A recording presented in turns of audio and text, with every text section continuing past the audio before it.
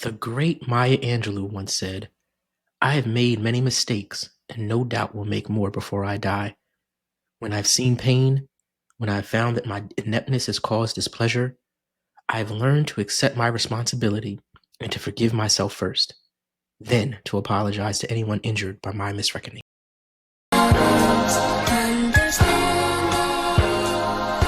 Peace, my people.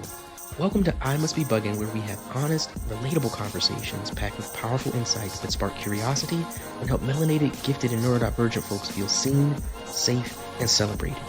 Here, labels don't have to feel like pathology, and complexity feels comfortable.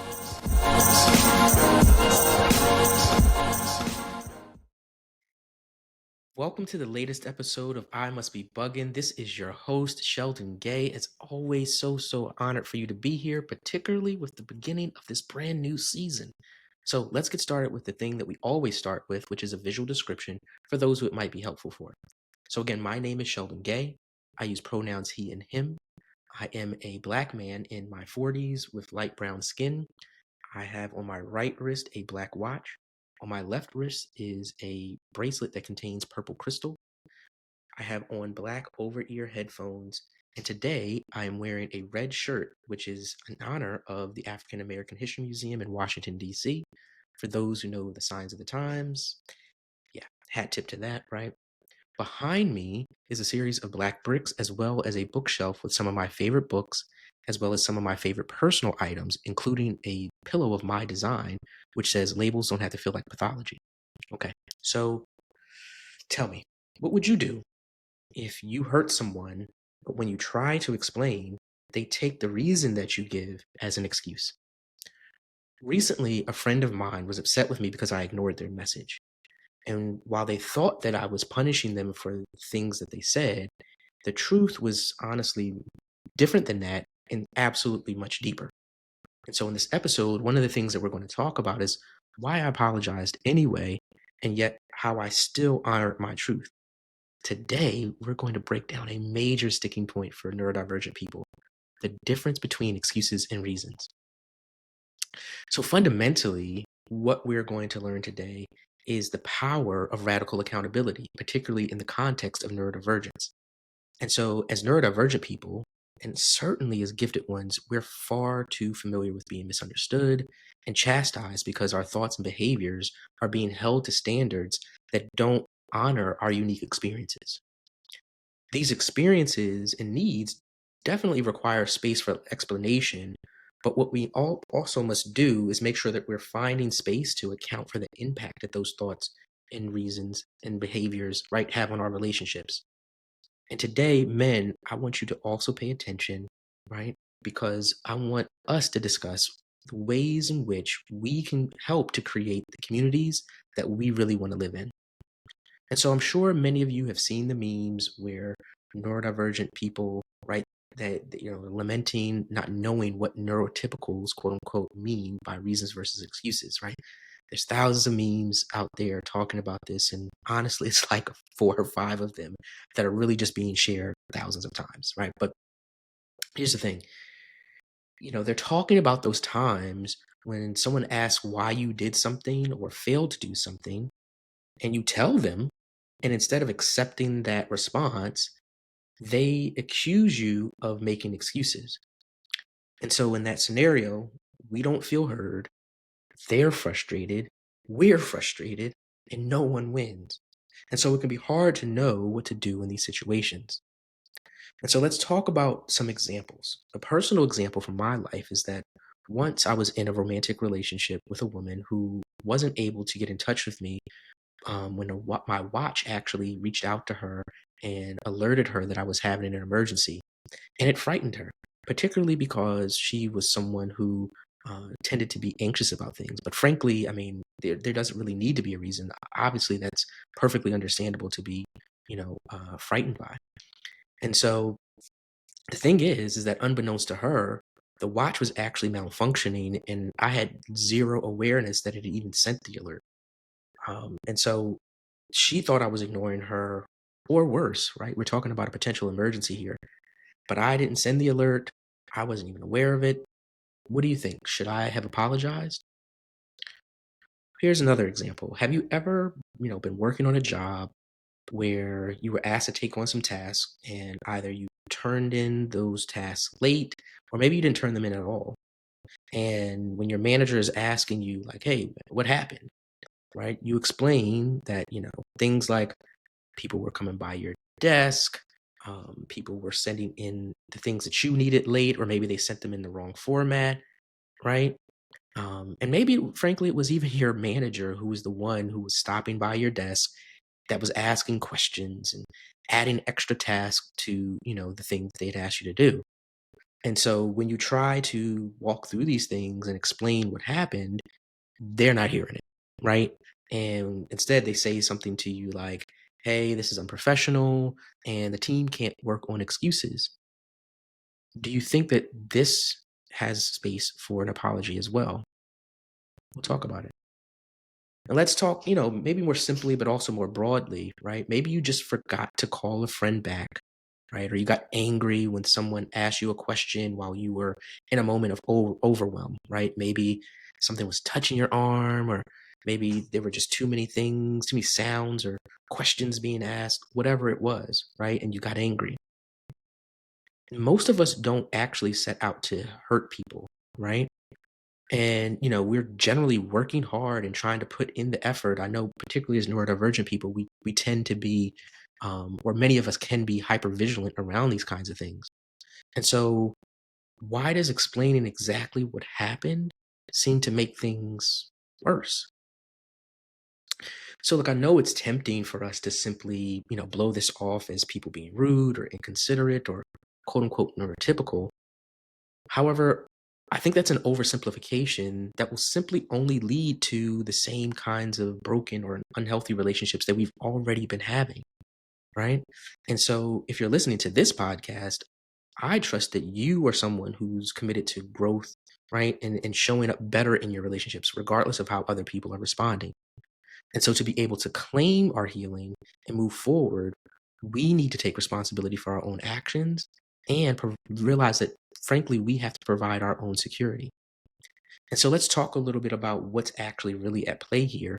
And spoiler alert, right? It is not simply about people being quote unquote neurotypical. So, let me take a step back and start with saying that for me, the term neurotypical needs to be reframed and possibly even done away with, right? I'd suggest using something more like neuronormalized, right? In an attempt to actually focus on the normalized behaviors and thoughts as opposed to the person. And I talk about this a little bit in season 2, episode 3. So if you want to go back and listen to that episode as well, you're more than welcome to. Um, in the future, I'm definitely going to do a deeper dive into this.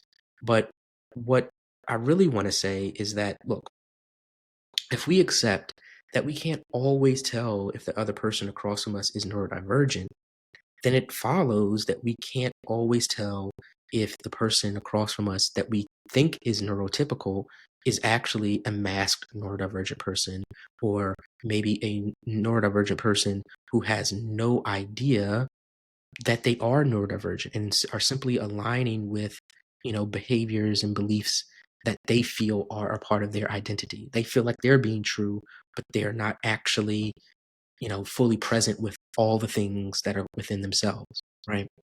And here's the reality.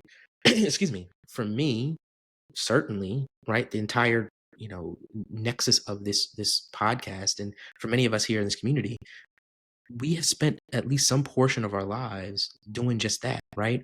Aligning with behaviors that don't simply honor our full humanity and all the sets of needs and desires that we have. And so then again, how can we be certain about who is sitting across from us when we're having these experiences? So the bottom line is really this, right? The conversation can't be boiled down to this binary us versus them. If the hope is that we are going to be able to transform our lives and our relationships in some meaningful way. So my request, what I posit, right, is that we stop centering people and behaviors that don't directly align with the goal of helping us heal and grow. And honestly, this is no different, right? Is as if someone came and made me, the leadership voice around, what we should do as it relates to mammograms and menopause, right? And then expecting that we're going to have these, optimized outcomes and informed outcomes. That just doesn't make any sense as a cis man to ask me to do that. And so that brings us back to why we're here, really, and and discussing any of this. The entire goal here, right, is to improve our relationships with our friends, with our family, and with others. And so, if we're doing the work to improve those individual relationships, that can be the catalyst for creating the kinds of communities that we want to live in, right? Because those individual relationships then become the entire network of relationships that we have. And so, look, the work isn't easy, but I promise you that it's really, really important. And so, before we get too much further, I'd like to take time to define the difference between excuses and reasons. And so first I'm going to start with some, like, whatever textbook definitions, and then I'll give a little bit more meat on top of that.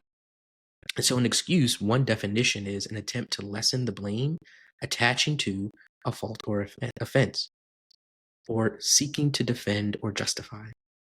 A reason can be a cause, explanation, or justification for an action or event. And so, in my eyes, in short, excuses are about defending our ego and feeling justified. And while reasons can also be about justifying what happened, it can attempt to offer insight into the why. And that last part is where many of us, as gifted and otherwise neurodivergent people, get caught up. But listen, we got to come back to that in a second, because that's a rabbit hole that we need to kind of build to that point. So just stay with me. As it relates to our discussion, a quick way of thinking about the difference is whether or not we're centering the maintenance of the relationship or our own feelings. And so, are you more worried about building trust, or are you more worried about building your own authority? There's a question that you can ask yourself. The reason this is challenging isn't simply because of, outlandish or illogical, quote unquote, neurotypical standards. People are likely hearing what you share as an excuse, right? Because there's somewhat of a silent to me in their question. And what I mean by that is that they might ask you, why did you do this? But what they really mean is, why did you do this to me? And so a piece of this work, right, is that they need to own their lack of clarity around that emotional need. And so some of us will automatically get their implication right away. But if they are being radically accountable, they would acknowledge that gap in clarity and offer that to us. And some of us find value in understanding the exact steps someone took to get somewhere, right? Um, we value that higher, and we value that in a way that, because it helps us assure people, hey, look, I've walked through all these steps. You can see that my intent wasn't bad. There was no malice in it. But that, again, isn't always enough. And look, I highly, highly value process and precision when it comes to people providing me the things that I need.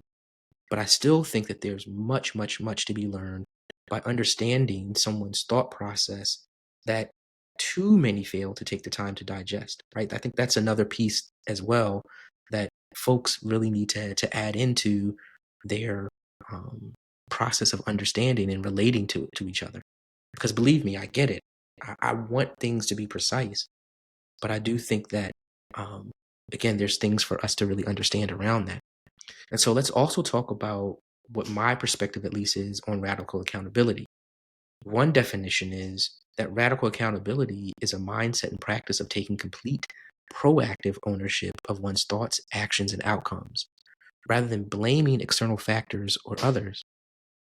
It, it involves honest self assessment, embracing responsibility for mistakes and failures to facilitate learning, and a deep commitment to personal growth and the success of a team or mission. And so for me, a key thing here is that it's a way for me to shift from giving other people and things my agency and power to build trust and honor my self integrity, right? Which are two things that are super, super important to me. Now, to be clear, it does not mean always being responsible for everything that happens. And I know it can be tempting for some of us to do that. I will speak specifically for us as gifted people because in our childhood, we're often asked to be, we're parentified, right? And so we're asked to take on responsibilities and emotional labor for adults, siblings and others around us because, of course we can do it. Of course we know how to hold all the things, right? We can take care of it. And so we may unwittingly be kind of repeating those patterns of still trying to just say, you know what, forget it, I'll do it. But that's not the healthiest way for us to be. And so to that end, it requires a lot of work for us to be honest and crystal clear about what is our stuff and what belongs to others, and not trying to pick up a single piece that doesn't belong to us. Right? There will be that itch, but we need to be very mindful of not, like I said, falling into that trap. And so some of you may even look at this as a path to holding people accountable because once you've picked up all the pieces, they're faced with their own stuff in a very clear way, right?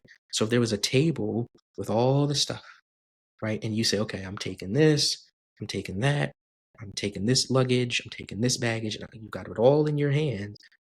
The only thing left is their stuff. And someone who is committed to seeing that and to building a relationship with you will be forced to look at those things and say, okay, you know what? That is my stuff. Particularly because they can see that you have taken the time to be very mindful and thoughtful about the things that are yours.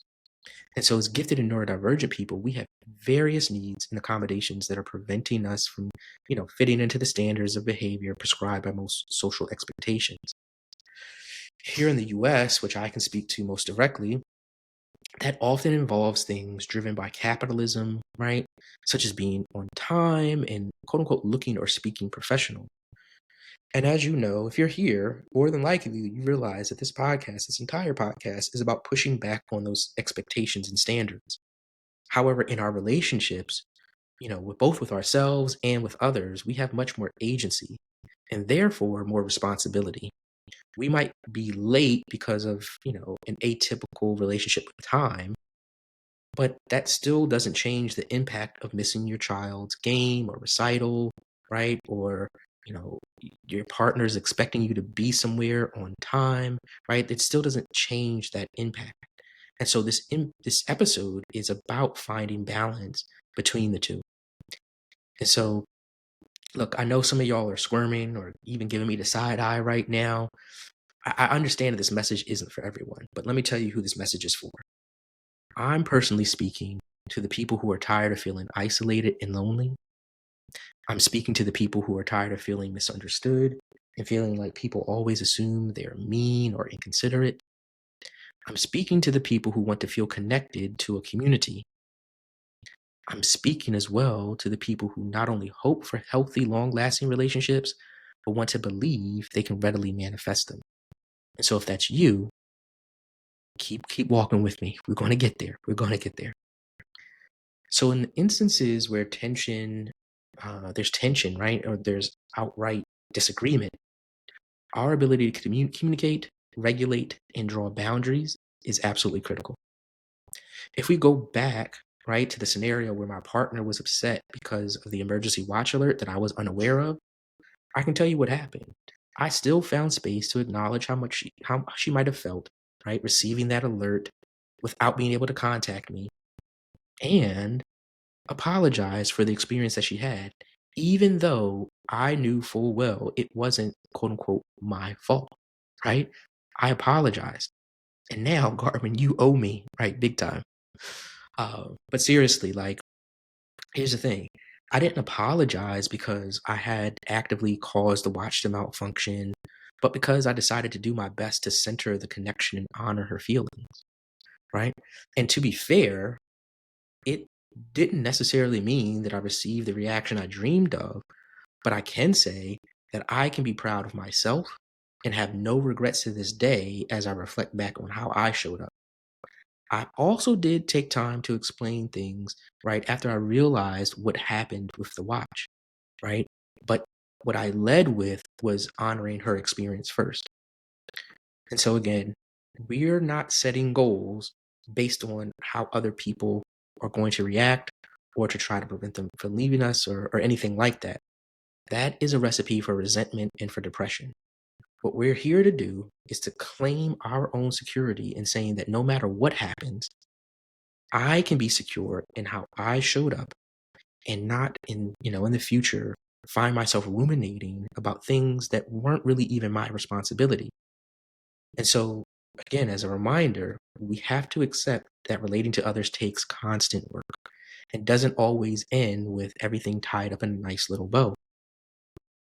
Some marriage counselors, for example, will ask the question, do you want to be married or do you want to be right? Do you want to have that friend or do you want to be right? Do you want to keep that job or do you want to be right? And while for me this framing is at least imperfect, the underlying sentiment that one should prioritize relationship over ego is 100% valid. Because I can say for absolute certain that being right has not paid Nan one of my bills, right? And has not come close to saving a friendship. And so, what is being right actually worth? I could be right? I could feel good that everyone learned something or is clear on the truth because I shared what I believe to be the correct answer. I could do all that and still not be in alignment with honoring the connection and fostering the trust needed to maintain the relationship. And again, some of us can be very attached to process logic and precision, but this is where things can sometimes get muddied. Now, look, again, this matters more to some of us than others because of how we're wired. It's just biological, right? And another portion of it can be because of the times in our childhood where a parent or guardian or anybody that we thought, was responsible for our care disregarded our needs or failed to grasp the nuance in our requests.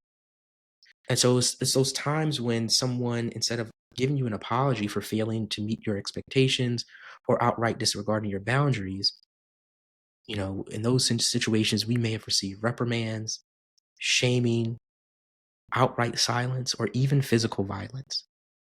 And so those experiences can still sit with us, particularly the lack of modeling of healthy behavior, right? Those things can still carry forward until this day. And so when we encounter a scenario where someone says we've hurt them or that we've done something wrong, we revert back to what we experienced versus what our heart actually desired, especially when we haven't done the work to expand our skill set.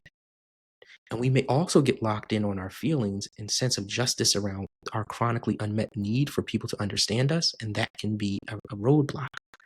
And those feelings, while they are valid, they aren't the catalyst for building and maintaining relationships. And what's easy to miss here is that when we're in touch with our feelings, an explanation of the process simply isn't enough. What we're often really looking for is to be acknowledged and heard.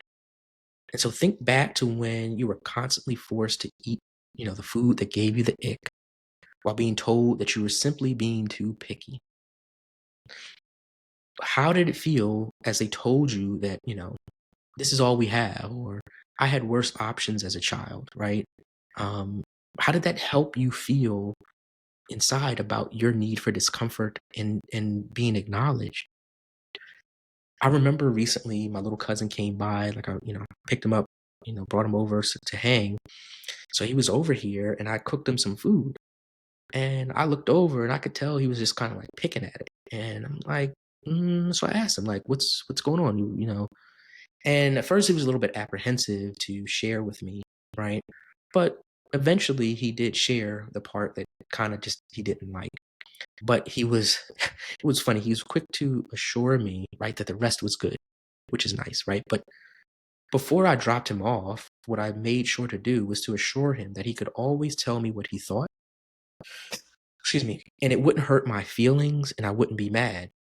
I was also very clear to say to him, look, that doesn't mean that I can definitively do anything about what you share, but I would at least rather you be honest with me.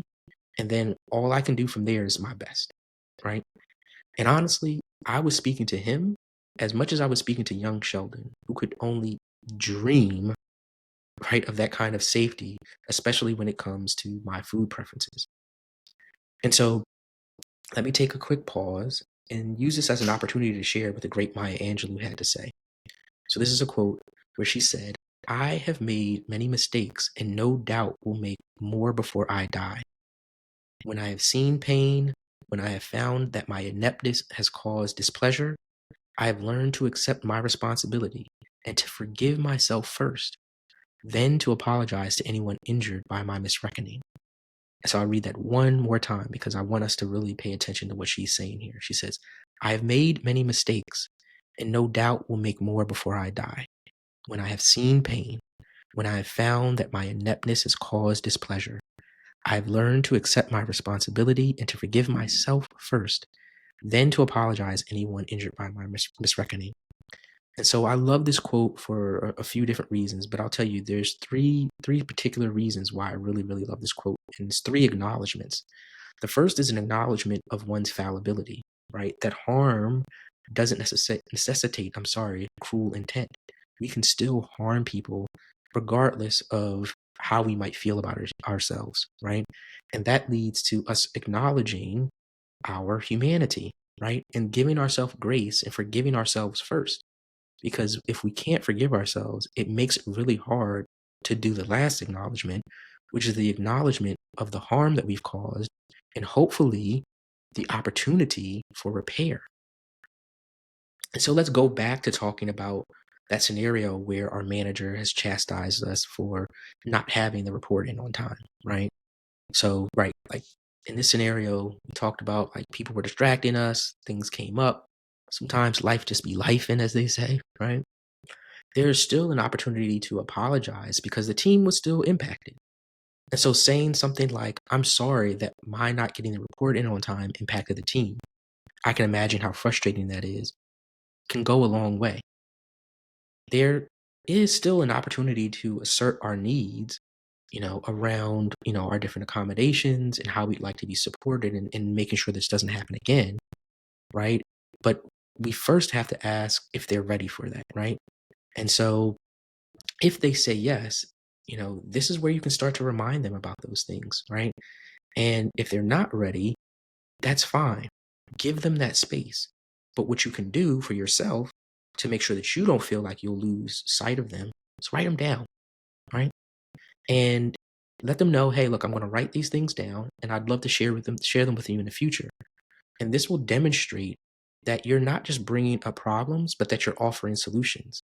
And it will also ensure for you this feeling that, I have the opportunity to feel heard in the future without kind of having to grasp at straws of what I was trying to say. And so here's the thing. Again, one doesn't have to intend harm to cause it. But if you really want to crack this code of excuses versus reasons, try considering how you might feel and react if someone broke your routine, forced you to do repetitive tasks, or talk to you as if you weren't intelligent simply because you don't verbalize in the same way. Or maybe you just don't have the words right there in that moment. Then imagine simply being told to get over it without them ever acknowledging how painful or at least disruptive those things can be. How would that feel? How would you react? Finding empathy in that space is just a start. Because here's the thing, people can't hear your reason if your excuse dehumanizes them by not acknowledging the impact of what you did or failed to do, regardless of the circumstances. And I'll say that one more time.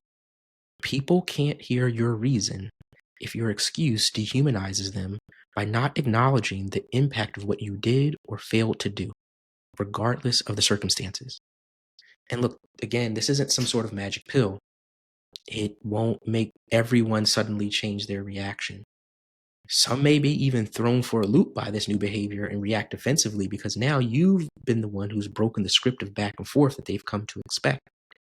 However, more importantly, you will know that you prioritize their humanity to give the relationship the best shot at repair and therefore be maintained. You'll also know that when you look back on what happened, regardless of how they reacted, you did the best you could. And that's really all that you can hold yourself responsible for. And so again, let's go back to the conversation about my friend who thought I was punishing them. Let me tell you what happened. So I did ignore her for a day.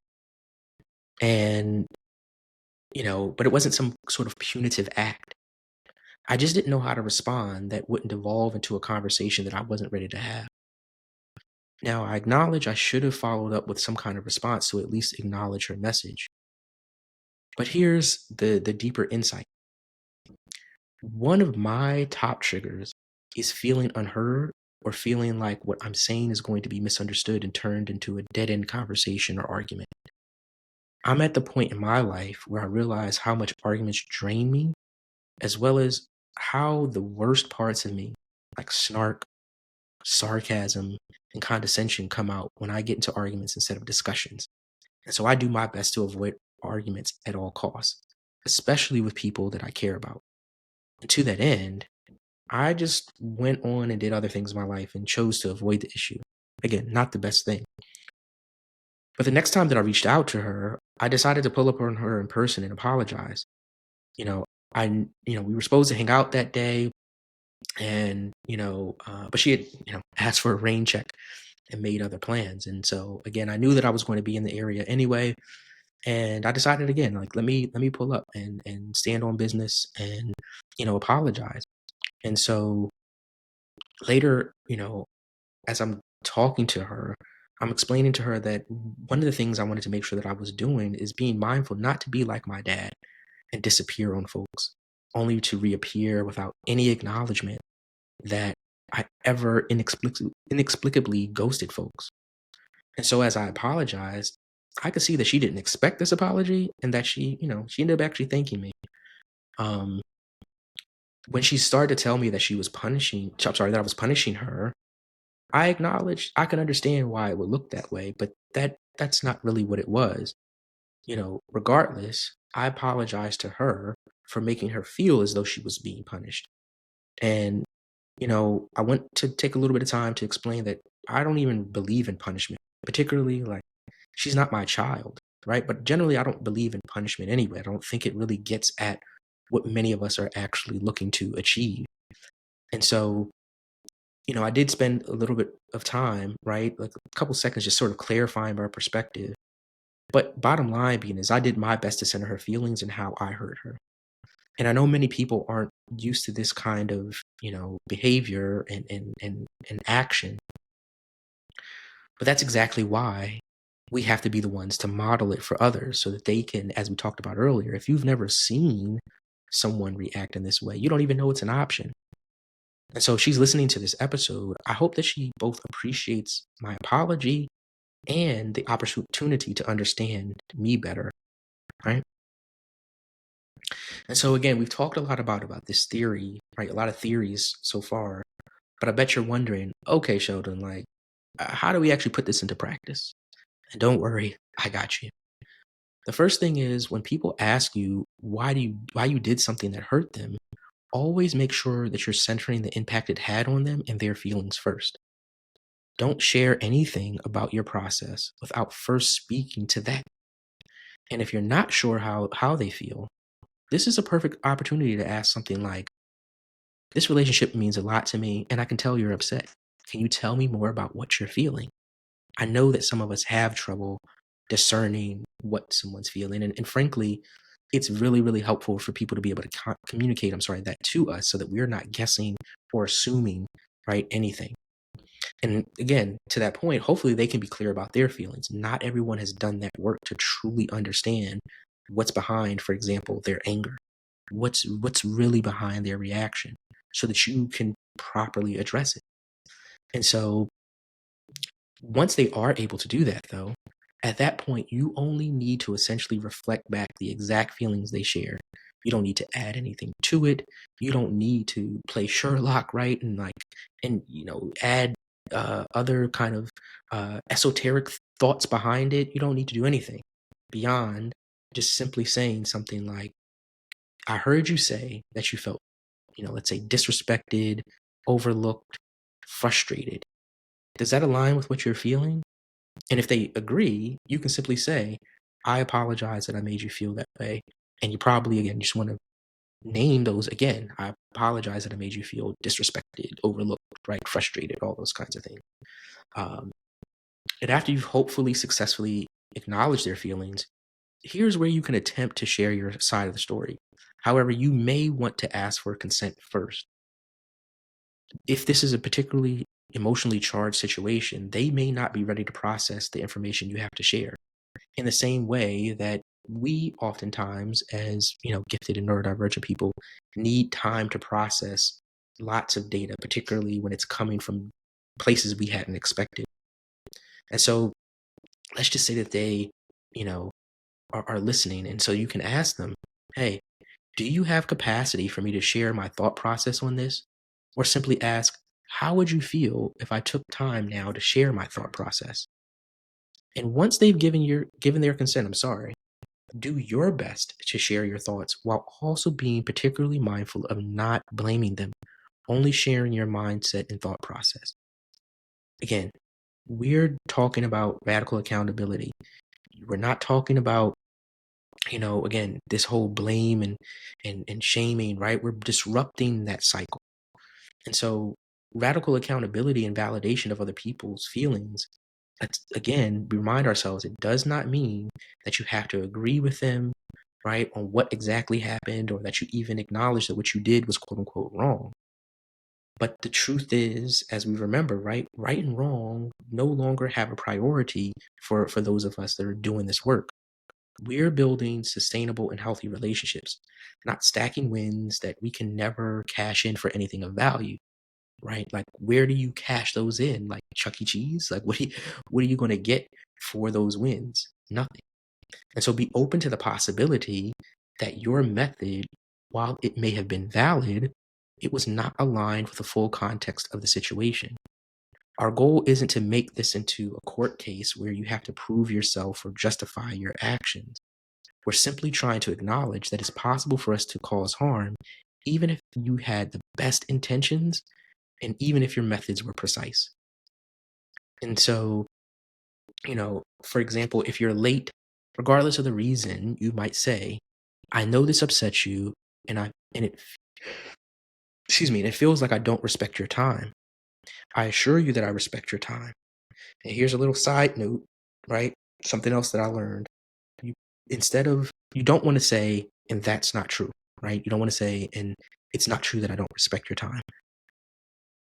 Functionally, as a sentence, it may be equivalent, right? But I can tell you that when you start to put things in there about what is true, it can trigger things in people to then turn it into a court case, because now they want to prove that their feelings are true. That's what they're hearing, like subconsciously at least, right?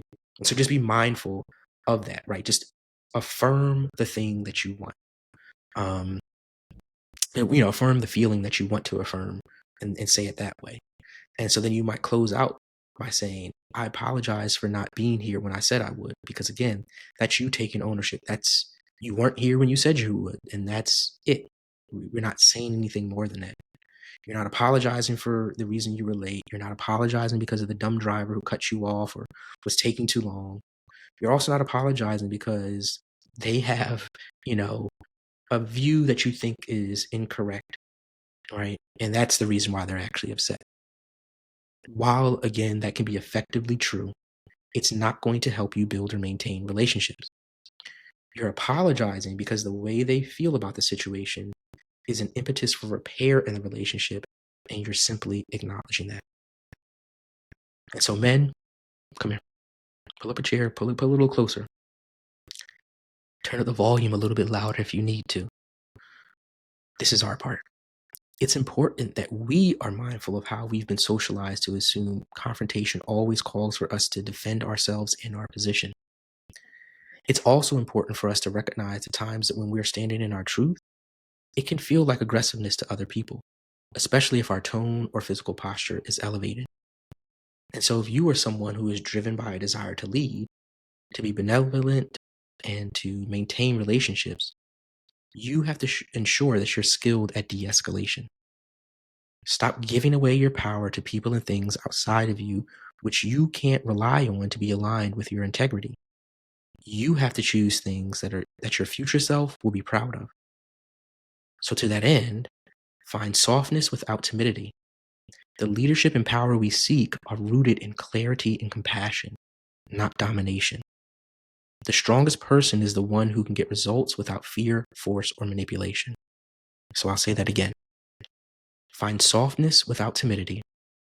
The leadership and power we seek are rooted in clarity and compassion, not domination. The strongest person is the one who can get results without fear, force, or manipulation. And so when it seems like the person is clearly worked up and won't be able to hear what you're saying, you might say something like, "It's clear that this has upset you. Help me understand how we can work together to move forward." Or say something like, "It's important to me that I understand your concerns. Why don't we pause here so that I can make sure that I'm understanding exactly where you're coming from? And here's a lesson that I had to learn the hard way. Make sure you set a time for circling back on the issue, whether that be in 30 minutes or the next day," right? And this can be particularly helpful for those who live with high levels of anxiety or who appreciate things being resolved, right? What you're doing by setting that time limit is, one, holding yourself accountable to when you follow up, but it also, again, assuages the fears of those who may not have enough security around the fact that that will happen because of their past, because of how your relationships have, your relationship has played out, right? And so demonstrating, hey, look, I'm setting, a goal that I can be held accountable to helps to build that trust in that space. And so before we close out, here are 3 key lessons I want you to take before you go out and try to hit them streets and put this into practice. When people say they don't want to hear your excuses, they're likely giving you a sign that they don't feel heard or acknowledged. We all know what it feels like to have someone not even acknowledge what we're going through, even if they didn't intend to hurt us, right?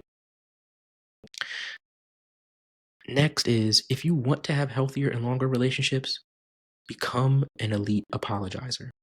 That means starting with the impact of your words or actions before focusing on the intent. This builds a foundational element of healthy relationships, which is trust. This doesn't mean that intent isn't important or that you agree again with everything that they've said. Practice using that affinity that many of us have for context to make sure that you're validating the context of impact as well. Don't forget that you may even want to ask for consent before you share your thought process first. And lastly, the best leaders are those who can earn the respect of those in their care by modeling the power of co-regulation. That is, those who can find ways to guide the energy in the room to one that matches the task. In sports, this may look like, rallying up the troops, right? For the big game, the championship game, right? How do I get them into that space? In romantic relationships, that may look like realizing that until my partner feels safe, there's no way that we can have a meaningful discussion. And so taking a pause and doing whatever it takes to make sure that they are in the right frame of mind to have that discussion, and frankly, that both of you are.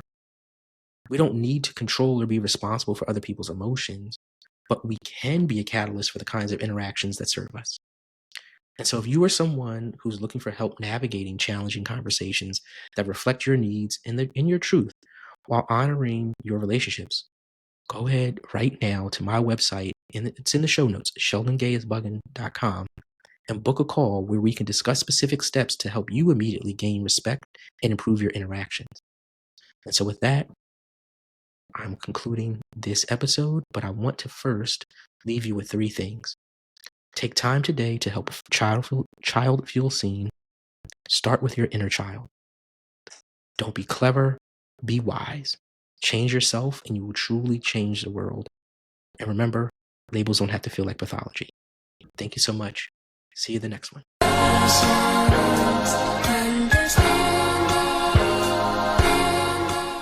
Thank you for joining me on another episode of I Must Be BUGN. I hope you felt seen, safe, and celebrated by what you heard today. Don't forget to visit my website, sheldongayisbugn.com, where you can catch all of my episodes, book me to speak, and check out my merch. Don't hesitate to hit me up on socials either. I'm eager to hear your thoughts, your experiences, and your stories. Remember, this podcast is all about sharing humanized narratives about who we are and how we contribute to the beautiful and necessary diversity of humanity. This is our place to unmask and just be. And if you've enjoyed today's episode, please share it with a friend, leave a review, and subscribe. It helps our people find community. So until next time, stay up and enjoy who you were meant to be. Ashe.